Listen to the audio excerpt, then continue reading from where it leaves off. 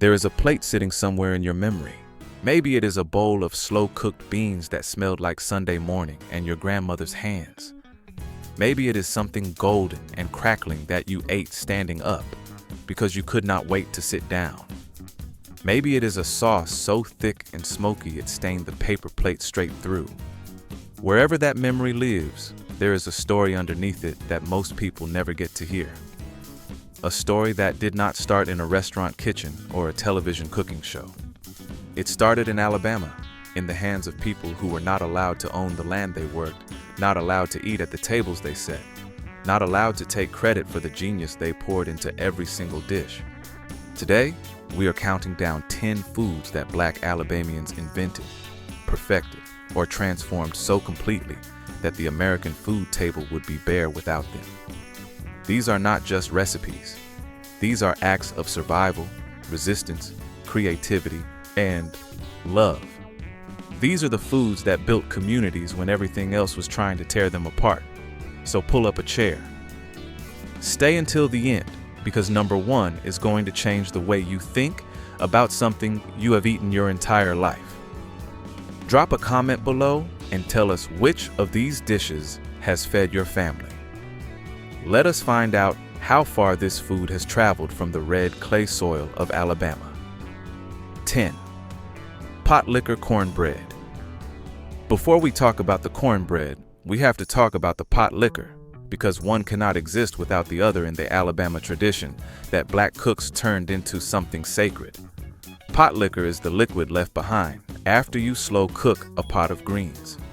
Collard greens, mustard greens, turnip greens, sometimes a mixture of all three. When those greens have been simmering for hours with a smoked ham hock or a piece of fatback, the water in that pot transforms. It pulls every mineral, every vitamin, every molecule of flavor out of the leaves and into itself. What you are left with is a dark, intensely flavored broth that tastes like the earth distilled into liquid. Enslaved Black cooks in Alabama kitchens were the ones who recognized the value of this liquid. The white families they cooked for often discarded the greens water entirely. The cooks knew better. Pot liquor was nutrition their families desperately needed, iron and calcium and vitamins that were hard to come by when you eat what you can rather than what you choose. So they saved it. And then they made cornbread specifically designed to be dunked into it. Not the sweet, cakey cornbread that appeared later in the North. This was thin, dense, hot water cornbread, cornmeal, boiling water, salt, and maybe a little lard, patted flat and fried in a cast iron skillet until crispy on the outside and just barely cooked through on the inside. Break off a piece and drag it through that pot liquor, and you have one of the most complete, most nourishing, most deeply satisfying things a human being can put in their mouth. It costs almost nothing, and it is the product of a mind that could see abundance where others saw waste. That is the genius of Black Alabama cooking at its foundation, the ability to look at what was left behind and turn it into the whole point of the meal. 9. Alabama white sauce. Most people think of barbecue sauce as red, thick, sweet, tomato-based, sticky, the kind that coats your fingers and gets on your shirt and makes you not care even a little bit. Then they go to northern Alabama and they discover something that stops them completely still. White barbecue sauce. Creamy, tangy, peppery, sharp with vinegar, made with mayonnaise as its base instead of tomato. It looks wrong at first. It tastes like a revelation about 30 seconds later. The origin of Alabama white sauce traces back to Bob Gibson, a white pitmaster in Decatur who is usually credited with creating it in the 1920s. But what that story leaves out is the labor. The men and women who tended the pits at Gibson's restaurant, who learned the craft of smoking chicken over hickory wood for hours, who developed the intuition for when the meat was ready and how the sauce needed to behave against the char of the skin. Those workers were Black Alabamians. The sauce itself is inseparable from the technique that makes it work, And that technique was developed and refined in their hands over decades of long days in front of hot smoke. White sauce only works on chicken smoked properly. The acidity cuts through the fat. The pepper blooms against the char. Getting all of that right is a skill. And the people who had that skill in northern Alabama were the black pit masters who carried the knowledge of slow fire cooking in their bodies long before anyone was writing it down. Alabama white sauce has now spread from Chicago to Los Angeles. Every time you taste that sharp, creamy, peppery hit on smoked chicken, you are tasting the accumulated expertise of black Alabama pit culture. 8. Crackling bread. There is a texture in crackling bread that you cannot find anywhere else. And once you have encountered it, you spend the rest of your life trying to find it again. Cracklings are the crispy remnants left after pork fat has been rendered down, fried until golden and intensely porky in a way that makes plain pork rinds seem like a pale imitation. Black Alabama cooks folded those cracklings directly into cornbread batter, creating a bread with extraordinary contrast built into every slice. The outside was crisp and golden. It was crisp. The inside was dense and moist. And scattered through the crumb were little pockets of pure crunch and salt and rendered pork that hit your teeth and released a burst of savory richness that made the whole thing sing. This was not indulgence for the sake of indulgence. Nothing in the food traditions of enslaved and sharecropping black Alabamians was indulgence for its own sake. Cracklings were what was available from the hog. Black families who raised pigs but did not have access to the better cuts, because those went to the landowner or the market, learned to work every part of the animal with skill that requires deep knowledge and patience. The crackling was a byproduct of making lard. And using the cracklings rather than throwing them away was practical genius that happened to produce something extraordinary. Crackling bread fed entire communities through long winters. It was fuel and flavor and comfort all at once. You can find versions of it across the South, but the Alabama tradition, particularly in the Black Belt region, is the heartland of this food. 7. Smothered pork chops. The technique called smothering is so embedded in Southern cooking that most people have never stopped to ask where it came from or who developed it. Smothering is the practice of searing a piece of meat until the outside has color and crust, then covering it with a rich pan gravy made from the drippings, onions, peppers, and whatever liquid is available, letting it cook low and slow until the meat barely resists the fork. The gravy seeps into every fiber. Meat and sauce become one thing. The result takes an inexpensive, tough cut and transforms it into something that tastes like it required far more than it actually did. This is a black Alabama kitchen technique developed in the context of necessity. Pork chops available to black families in rural Alabama were often not the thick prime-cut chops. They were thin, they were tough, they were from parts of the hog that required more work to make palatable. Smothering solved that problem. The long braise and rich gravy broke down the muscle fibers and made even the most resistant piece of meat surrender to tenderness. The gravy was built from what was in the pan and seasoned with accumulated knowledge that does not come from a recipe card, but from years of cooking for survival, where waste was not an option.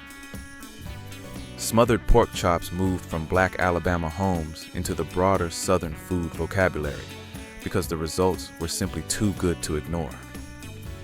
Now every soul food restaurant in the country has a version on the menu. The technique traveled. The origin stayed behind, uncelebrated for too long. 6. Chow chow relish. Open a jar of Alabama chow chow and the smell hits you before you see anything clearly. Sharp vinegar, the deep green of cabbage, a heat from dried peppers that makes your eyes water slightly. Maybe the sweetness of a little sugar underneath it all. Chow chow is a fermented or pickled relish made primarily from green tomatoes, cabbage, onions, and hot peppers. and it is the condiment that Black Alabama cooks put on beans and peas and greens and cornbread to take everything from good to essential. The roots of chow chow in Black Alabama food culture go deep. Preservation was survival. When your garden produced more green tomatoes than you could use before the first frost, with no refrigeration and no reliable access to canning supplies, you built your knowledge of fermentation and pickling out of necessity. Black Alabama cooks became extraordinary fermenters, creating relishes and pickles that carried flavor and nutrition through the long winter months. Chow chow recipes were passed down through women, grandmother to daughter to granddaughter, each generation adding their own variation. The recipe was never written because writing was not always accessible, and because the recipe lived in the hands and the nose and the memory of the women who made it. You knew chow chow was ready when it smelled right. That knowledge was carried in the body, not on a page. The relish has a brightness that cuts through the richness of slow-cooked beans in a way that nothing else can replicate. Alabama chow chow is now sold in specialty stores across the country, but the best versions still come from someone's grandmother's kitchen, made by feel and memory. 5. Fried green tomatoes. This one is going to surprise people who thought they knew this story. Fried green tomatoes became nationally famous when Fannie Flagg published her novel in 1987, and the film adaptation turned the dish into a symbol of Southern nostalgia. But the real, documented origin of fried green tomatoes in Alabama is rooted in Black Alabama cooking culture. Green tomatoes are unripe tomatoes, and the reason you fry an unripe tomato is preservation instinct. When frost is coming and the tomatoes on the vine have not had time to ripen, you pick them green rather than lose them. You slice them thick, drag them through cornmeal, fry them in a cast iron skillet until golden, and you have turned potential waste into a celebration. The tomato is tart and firm. The cornmeal crust is crispy and nutty. The result tastes bright and sharp and deeply satisfying in a way that ripe tomatoes cannot replicate. Black women in Alabama kitchens were frying green tomatoes before any restaurant had the dish on a menu, because the garden demanded it, and their skill made something remarkable out of that demand. When Fannie Flagg featured fried green tomatoes in her novel, she set the story in a fictional small Alabama town. What the novel and film obscured was the black kitchen culture that was the actual origin of the dish. The women cooking in those Alabama kitchens were the originators. That story is finally beginning to be told correctly. 4. Conacook sausage. Conacook County is in the southern part of Alabama, a rural, piney woods county that most people outside the state have never heard of. But if you have ever been to a college football tailgate in Alabama, if you have ever stood in a grocery store in Birmingham or Mobile and watched someone load their cart without hesitation, you know the name Conacook. The smoked sausage made in Conacook County has a cult following so intense that people ship it across state lines and argue about the proper way to cook it with the same passion others reserve for politics.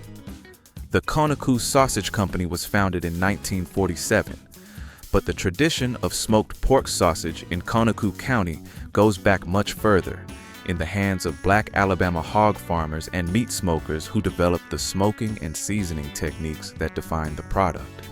The distinctive flavor profile, hickory smoked, spiced with a particular depth, coiled and firm with a snap when you bite through it, is the product of generations of Black Alabama smoking culture. The hog was central to Black economic and domestic life in the rural South. Families raised hogs, slaughtered them in the fall, preserved the meat through smoking and salting, and developed smoked sausage traditions that were sophisticated and distinctive long before any commercial brand attached itself to the regional name. When you bite into Conacook sausage and the casing snaps, you are tasting the accumulated smoking knowledge of Black Conacook County families who spent generations perfecting this. 3. Lane cake. In 1898, a woman named Emma Rylander Lane of Clayton, Alabama, published a cookbook called Some Good Things to Eat. In it, she included a recipe for a layered white cake with a cooked filling made from egg yolks, sugar, butter, raisins, and whiskey, and she named it after herself. Lane cake became the most famous cake in Alabama, featured in Harper Lee's To Kill a Mockingbird, celebrated at weddings and funerals and church socials across the state for over 100 years. Emma Lane is the named inventor. But here is what Emma Lane's name does not tell you. The cake that became Lane cake was baked in Alabama kitchens by black women who worked as cooks and domestic workers for white Alabama families. The labor of cake making in the 19th century South, the creaming of butter and sugar by hand, the careful beating of egg whites, the construction of multiple layers, the preparation of the cooked filling, was almost entirely performed by black women in those kitchens. The techniques for whiskey cake and fruit-filled layer cakes existed in black Alabama baking culture before Emma Lane wrote them down. The white sugar and the whiskey and the careful architecture of the layers were things that black bakers had been working with and developing in those domestic kitchens for decades. Lane cake is extraordinary. The whiskey in the filling deepens the sweetness of the raisins, cuts through the richness of the butter, and adds a warmth that makes the cake taste like celebration. Alabama claims Lane cake as its own food invention. What Alabama has been slower to say is whose hands actually made it, whose skill built it, and whose labor carried it from a plantation kitchen to the pages of the most famous novel the state ever produced. 2. Biscuits and sawmill gravy. There is a version of this story where biscuits and gravy are simple and humble, a quick breakfast anyone could put together. That version is missing most of the information. Making biscuits that are actually good requires muscle memory specific technique, cold fat specific, fold not twist specific. The tall, layered, buttery, pull-apart biscuit that became the Alabama standard was developed and maintained in black Alabama kitchens by black women who made biscuits every single morning for households that depended on them. The knowledge of how cold the fat needed to be, how little the dough could be worked before it toughened, how to tell by feel when the texture was right was embodied. Knowledge passed from woman to woman across generations. Sawmill gravy, the cream gravy made from sausage drippings and flour and milk poured over those biscuits, takes its name from Alabama logging camps where black workers fed the sawmill crews. The cooks at those camps developed cream gravy into something efficient and deeply satisfying. Sausage drippings are the foundation. Fat and flour make the roux. Milk goes in and gets stirred until the gravy thickens into a rich, white, peppery blanket that soaks into a biscuit and makes something that is simultaneously the most comforting and the most sustaining thing you can eat before a long day of physical work. The biscuits and gravy that appear in every country kitchen restaurant, every diner, every fast food breakfast menu in America descend directly from this black Alabama cooking tradition. When you pour gravy over a biscuit and take the first bite, you are eating a tradition that belongs to the women who built it in Alabama kitchens, even if their names were never on any menu. 1. Barbecue, Alabama Pit Barbecue. We have arrived at the one that matters most, the one that started everything, the one the entire country has spent a century arguing about. Alabama Pit Barbecue. Real barbecue, not the backyard grill version, but the genuine, low and slow, wood-fired smoke cooking that is the defining culinary tradition of the American South, was invented, developed, and perfected by black Alabamians and black Southerners in the context of community and survival. The technique of slow cooking meat over indirect heat, often for 12 or more hours, originated in indigenous traditions adopted and transformed by enslaved Africans who brought their own deep knowledge of fire management and meat preservation. In Alabama, the tradition of pit barbecue, digging an actual pit in the earth or building a low cinder block structure, burning hardwood down to coals, controlling temperature through airflow, cooking entire hogs or shoulders over indirect heat for hours while tending the fire with patience that only comes from years of practice. This was Black Alabama labor and Black Alabama genius. Barbecue in Alabama was cooked at community events, church fundraisers, Juneteenth celebrations, homecomings, family reunions. The pitmasters were almost always black men and black women who had learned the craft from parents who had learned it from their parents. The knowledge of which wood to use, hickory for depth, pecan for sweetness, when to add more coals, when to let the fire breathe, how to read the meat from across the yard. All of this was carried in bodies and memories and passed down in a tradition that was never written down. It was lived and tasted. White restaurant owners in Alabama opened barbecue joints that became famous. And sometimes they hired black pitmasters. And sometimes those pitmasters got credit, and sometimes they did not. The restaurants got the names in the newspapers. The pitmasters got up before dawn and tended the fires and usually went home with wages and not recognition. That is the history of Alabama barbecue. The James Beard Foundation has begun naming black pitmasters and black barbecue traditions to their honors. Food writers and historians are beginning to tell the story more accurately. But the correction is ongoing and overdue. When you smell hickory smoke and follow it to a pit, when the bark is dark and the fat has rendered and the meat pulls apart with the weight of its own tenderness, when that smoke and salt and thyme collapse into a single bite, you are tasting Black Alabama. You are tasting the food that built this country's table, made by people whose names deserve to be remembered. And there you have it. 10 foods that Black Alabamians invented, perfected, and gave to an entire country that did not always give them the credit they were owed. 10 dishes that carry history in every bite. 10 arguments for why the full story of American food has to include the names and the faces and the hands that actually built it. Pot liquor cornbread that turned poverty into nourishment. Alabama white sauce that turned pit craft into a regional icon. Crackling bread that made use of everything because waste was not an option. Smothered pork chops that turned toughness into tenderness through patience and skill. Chow chow relish that carried flavor and nutrition through long winters. Fried green tomatoes that turned the end of the growing season into a celebration. Kunuku sausage that turned smoking tradition into something the whole state claims. Lane cake that turned domestic labor into legend. Biscuits and sawmill gravy that turned simple ingredients into the foundation of American breakfast. And Alabama pit barbecue, the whole thing. The fire and the smoke and the patience and the meat, invented and carried and given to an entire country. These are not just foods.